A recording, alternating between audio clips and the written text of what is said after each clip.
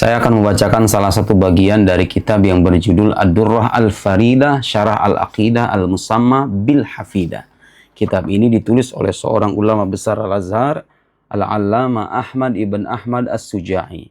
Ini syarah atas kitab yang judulnya Al-Hafidah, karya Imam Sanusi. Imam Sanusi adalah ulama besar dalam mazhab Ahlus Sunnah wal Jamaah.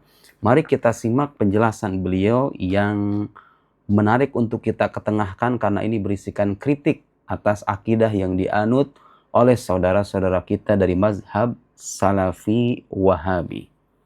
Di halaman 117 dalam kitab yang berjudul Ad-Durrah Al-Faridah, Syekh Ahmad Suja'i, sekali lagi ini yang mengatakan beliau, bukan saya hanya sebatas pengutip.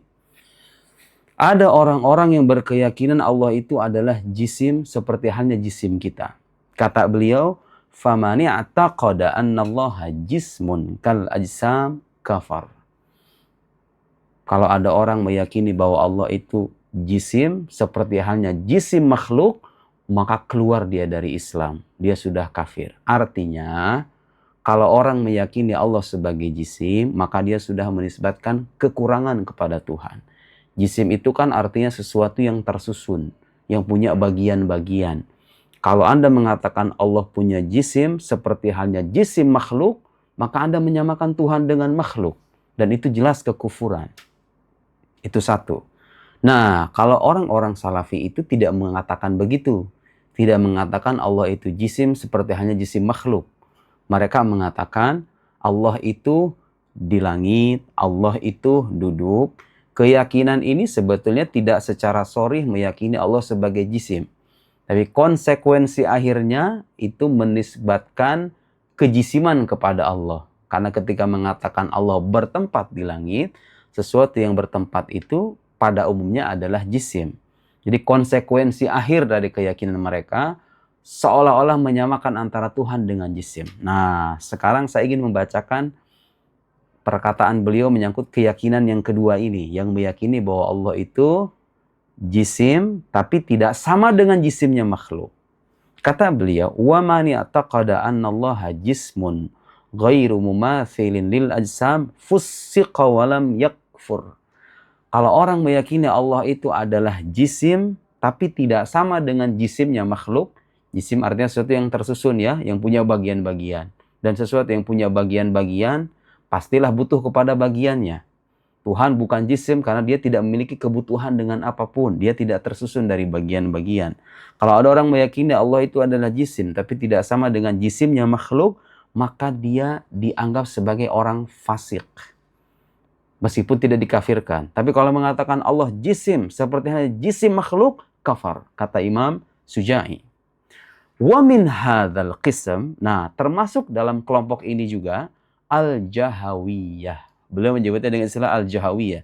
Yakni orang-orang yang berpandangan bahwa Tuhan itu berada di suatu arah tertentu. Persis seperti keyakinan saudara-saudara kita dari mazhab Salafi Wahabi. Alladzina ya'taqidun annallaha fis sama'.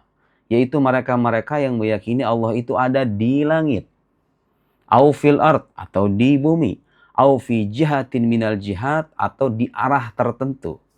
Nah, orang-orang Salafi itu meyakini Allah itu berada di arah atas. Di atas langit. Di atas dalam arti yang sesungguhnya. Fauqiyah haqiqiyah. Dalam mazhab Ibn Taimiyah itu begitu. Allah itu fauq. Di atas, fauqiyah hakikiyah, di atas dalam arti yang hakiki. Bukan di atas dalam arti kedudukan maknawi saja. Nah, kata Syekh Ahmad As-Suja'i, bukan kata saya, mereka yang meyakini Tuhan ada di langit, dalam arti bertempat di langit, atau di arah tertentu.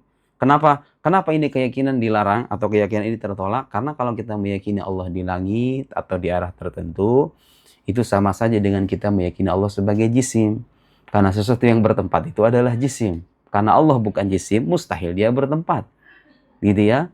Orang yang meyakini Allah bertempat di langit, itu pada akhirnya, konsekuensi akhirnya, akan menisbatkan jismiyah kepada Allah Subhanahu wa ta'ala. Yang meyakini seperti itu, kata beliau, hum fasaqah la kafarah. Nih, saya garis kuning, hum fasaqah la kafarah. Mereka itu orang fasik. Yang meyakini Allah di langit, bertempat di langit itu orang fasik. Meskipun mereka bukan kafir, tapi mereka itu orang fasik. Bukan saya yang bilang. Artinya itu keyakinan keliru. Dalam mazhab Ahlussunnah wal Jamaah, meyakini Tuhan yang bertempat itu adalah keyakinan yang tertolak. Karena sekali lagi, yang bertempat itu adalah jisim. Karena Allah bukan jisim, maka dia mustahil bertempat. Allah ada dengan dirinya sendiri, tidak bergantung kepada yang lain. Di halaman yang lain, masih di kitab yang sama, ada lagi kritik beliau atau penjelasan beliau terkait beberapa ayat yang suka disalahpahami oleh sebagian pihak, terutama oleh saudara-saudara kita dari mazhab Salafi Wahabi. Fa'in qulta, jika engkau berkata, di halaman 143, qad wusifallahu bil maji wan nuzul wal ityan wa nahwiha.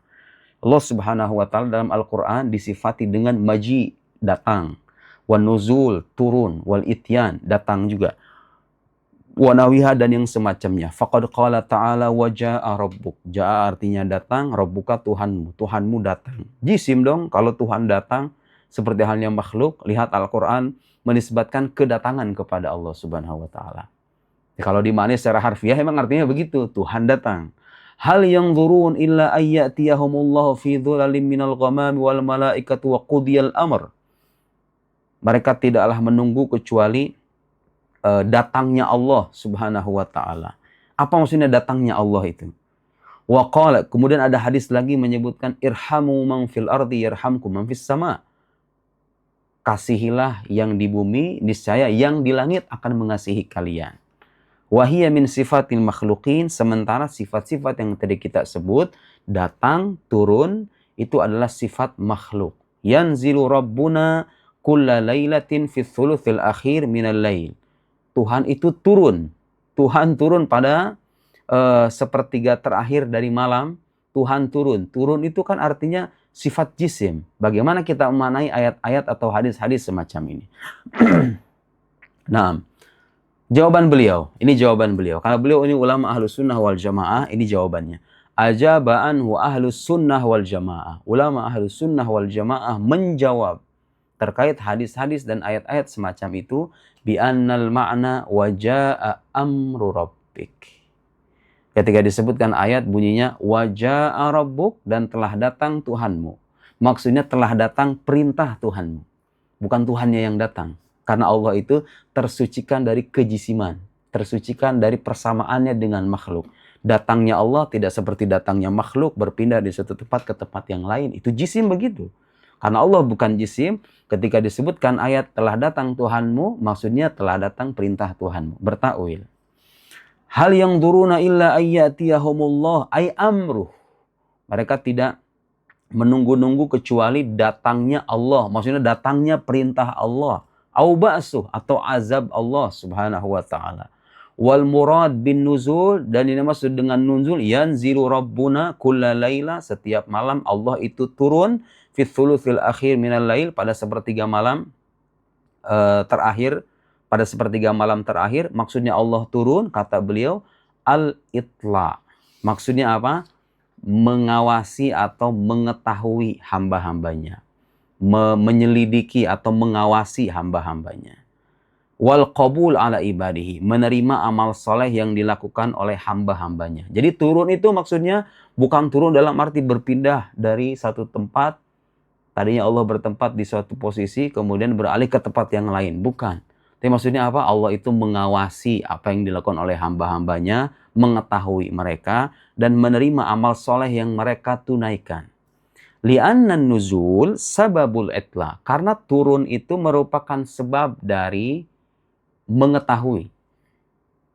Jadi ketika satu sosok kita katakan turun, maksudnya dia itu kan mengetahui sesuatu yang terjadi di saat itu. Fayakunu majazan, dengan demikian dia menjadi majaz min qabili dzikri sabab wa iradatil musabbab. Itu majaz menyebutkan sebab, padahal yang dimaksudkan adalah musababnya. Turun itu adalah sebab terlahirnya pengetahuan. Jadi disebutkan ketika Allah turun, maksudnya bukan berarti Allah berpindah, tapi Allah mengetahui atau mengawasi. Kayak sekarang misalnya kita bilang, kepala sekolah turun tangan untuk menangani ini dan itu. Nah, turun itu maksudnya kan artinya mengawasi atau mengetahui. Nah, turun ini menjadi sebab terlahirnya pengetahuan, maka dengan demikian sah-sah saja kita maknai turun itu artinya mengawasi, menyelidiki, mengetahui hamba-hambanya dan menerima amal soleh yang mereka tunaikan pada malam hari itu. Jadi bukan berarti Allah turun berpindah begitu ya. Wa ma'na yarhamkum man fis sama, kasihilah yang di bumi, niscaya yang di langit akan mengasihi kalian. Siapa yang di langit yang dimaksud? Kata beliau, aiman ilmuhu wa qudratuhu wa rahmatuhu fis sama. Maksudnya, kasihilah yang di bumi, niscaya sosok yang rahmat, kuasa dan pengetahuannya ada di langit akan mengasihi kalian. Jadi ada takwil di sana. Ada takwil, bukan zatnya yang berada di langit, tapi kekuasaannya, penampakan dari kekuasaannya, pengetahuannya, rahmatnya menyelimuti langit. Wa inna ma khassaha bidzikr, hadis itu menyebutkan langit secara khusus li'annaha mahbitur rahmah, karena dia menjadi tempat turunnya rahmat, curahan rahmat dari yang maha tinggi ke makhluk-makhluknya. Awil murad bimang fis sama malaikatu, atau boleh jadi yang dimaksud mang fis sama adalah para malaikatnya. Seolah-olah hadis itu ingin bilang, jika kalian mengasihi yang di bumi, maka malaikat penduduk langit akan mengasihi kalian. Nah, ini penjelasan ini semua lagi-lagi mengukuhkan bahwa ulama Ahlus Sunnah wal Jamaah tidak anti ta'wil. Manakala menjumpai ayat atau hadis yang pemahamannya dirasa muskil, maka para ulama menempuh cara bertakwil. Syekh Ahmad As-Suja'i menyebutkan bahwa kalau ada orang meyakini Allah itu adalah jisim, tidak seperti halnya jisim makhluk, atau meyakini Allah itu ada di langit, atau bertempat di langit, atau berada di arah tertentu, hum fasaqah, mereka itu adalah orang-orang fasik. Kalaupun kita tidak setuju dengan label itu, paling tidak itu untuk menunjukkan bahwa keyakinan semacam itu bukan keyakinan yang tepat. Itu keyakinan yang tertolak karena Allah Subhanahu wa Ta'ala dalam akidah Ahlus Sunnah wal Jamaah berbeda dengan makhluknya. Makhluk semuanya bertempat, Allah Subhanahu wa Ta'ala yang menciptakan waktu dan tempat sudah pasti tidak berwaktu dan tidak bertempat. Dia ada dengan dirinya sendiri karena berbeda dengan para makhluknya. Semoga bermanfaat.